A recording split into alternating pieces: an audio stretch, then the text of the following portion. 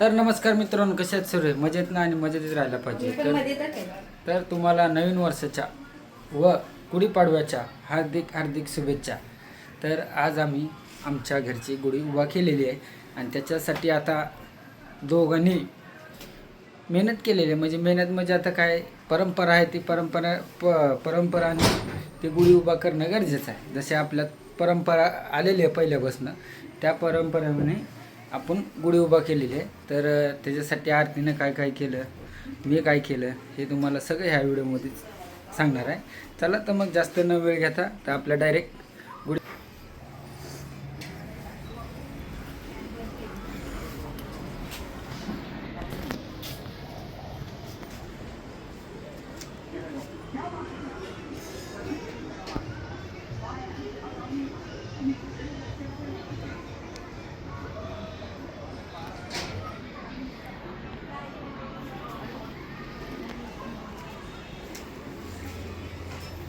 तर बघितला तर अशा प्रकारे गुढी उभं केली आम्ही.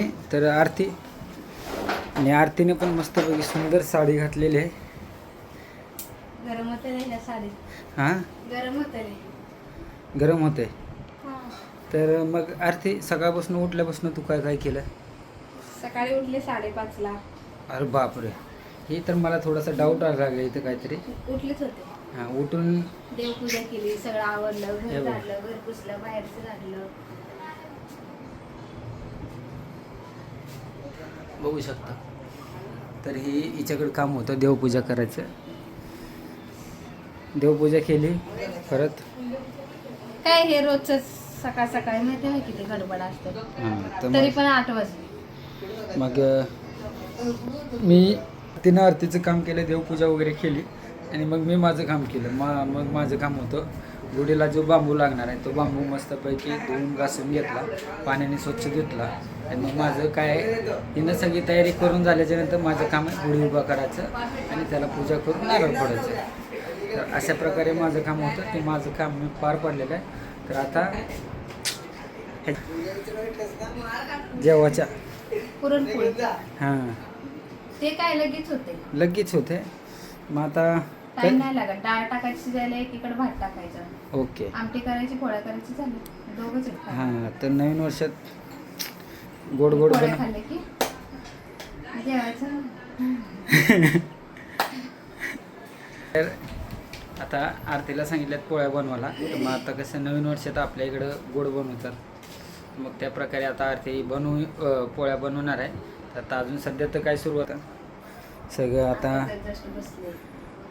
काय डाळ टाकते शिजायला. गुढी वगैरे उभा करून आता सगळं साफसुथरं करून बसलेली आरती. हे बघा. तर आता तिला टेन्शन आलं, मी कधी करू पोळ्या. टाइम नाही लागत स्वयंपाकाला. हां, तरी पण टेन्शन आले. टाईम नाही लागत तरी पण टेन्शन आले की आता मी पोळ्याला कधी, काय बोलतात ते, डाळ कधी शिजायला टाकू, पुरण कधी वाटू ना.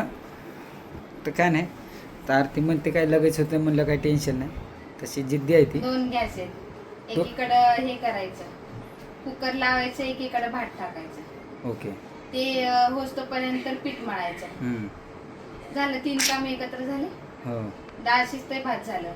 डाळ पटकन ही वाटून घ्यायची, त्याला थोडं परतून बिरतून घ्यायचं. पीठ तर मळायला, पोळ्या लाटायचे, 5-6 पोळ्या भात झाल्या. आमटी बनवायची, झालं. ओके. तर मग आता तसलंही झालंय.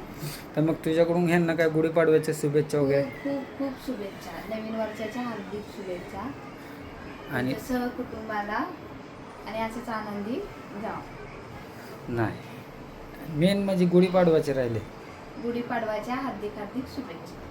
तुम्हा सर्वांना गुढीपाडव्याच्या माझ्याकडून सहपरिवार हार्दिक हार्दिक शुभेच्छा. आणि तुमचा दिवस असाच रोज एक नव्याने जावो, हीच माझी प्रार्थना तुम्हाला सर्वांना करीत आहे की तुम्ही असंच हसून खेळून आनंदात राहावा आणि भांडणं करू नका. भांडणं तर सगळ्यांनीच करायचं. तुला आवडतं का भांडणं करायला? मग आज करणार का? हां, इकडं वरी बघून बोल, वरी तो बघून. माझा जन्मसिद्ध हक्क आहे भांडणं करायचा. अच्छा, ठीक आहे. चालतंय मित्रांनो, व्हिडिओ जर आवडला असेल तर लाईक आणि शेअर करायला विसरू नका. Bye bye.